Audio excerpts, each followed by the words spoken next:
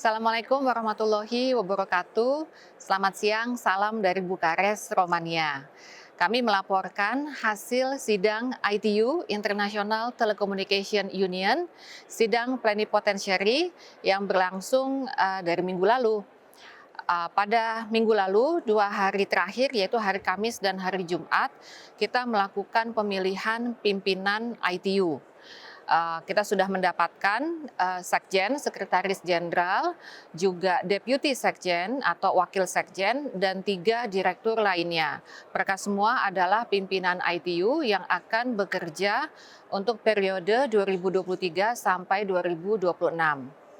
Pada pagi ini kita melakukan pemilihan melalui voting untuk 2 hal, yaitu anggota dari Radio Regulations Board atau RRB yang merupakan panel of experts untuk komunikasi radio, dan yang kedua adalah anggota Dewan ITU atau ITU Council.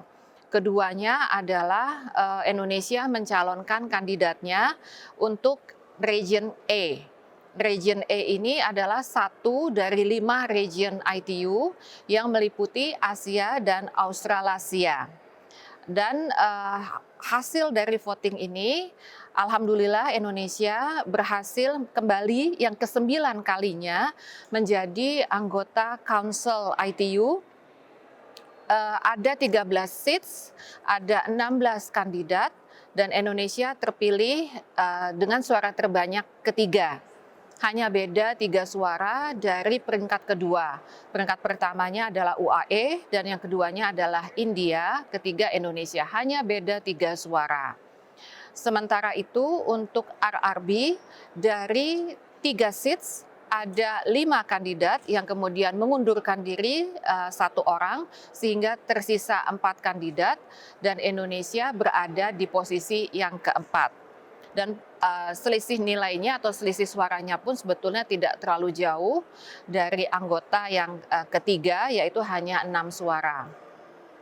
Dengan terpilihnya Indonesia kembali menjadi anggota Council ITU, kami melihat banyak sekali kesamaan sejalan antara program prioritas ITU dengan program prioritas nasional, termasuk program Indonesia untuk ITU itu sendiri, yang berfokus kepada 3 agenda. Yang pertama adalah Connect the Unconnected, jadi Indonesia khususnya Kementerian Komunikasi dan Informatika dalam beberapa tahun ini sangat fokus kepada percepatan penyediaan akses atau infrastruktur digital. Jadi kami juga membawa agenda yang sama untuk ITU, dan kita tidak saja berhenti di penyediaan infrastruktur, tetapi kita juga memastikan pemanfaatan konektivitas digitalnya itu berdaya guna dan juga bertanggung jawab.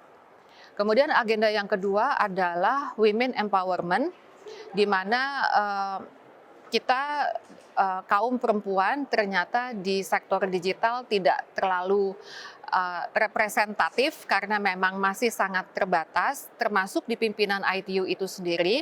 Jadi kami pun sejalan dengan program ITU, fokus kepada pengembangan kapasitas dari perempuan, khususnya untuk nanti termasuk untuk memimpin sidang-sidang di ITU. Dan agenda yang ketiga adalah capacity building, sejalan dengan program prioritas kita nasional, yaitu literasi digital dan digital skills, terutama untuk negara berkembang, baik itu least developed countries maupun landlocked developing countries. Jadi kami melihat sejalannya program prioritas nasional dengan program ITU, dan diharapkan kerjasama dengan ITU bisa semakin intens. Kalau kemarin selama presidensi G20 Indonesia, ITU juga membantu untuk menyusun salah satu deliverables yang kemudian menjadi concrete deliverables Digital Economy Working Group yang diampu oleh Kementerian Kominfo, yaitu inisiatif Smart Village and Smart Islands. Di sisi yang sama juga pemerintah Indonesia melalui Kementerian Kominfo juga mendukung operasional ITU dengan penyediaan yang kita sebut dengan Jakarta Office untuk ITU yang meliputi ASEAN dan Timor Leste sejak tahun 1984 sampai sekarang. Jadi kami harapkan kerjasama dengan ITU kita semakin selaras dan semakin mendukung, juga bisa kita giatkan lebih intensif lagi. Terima kasih.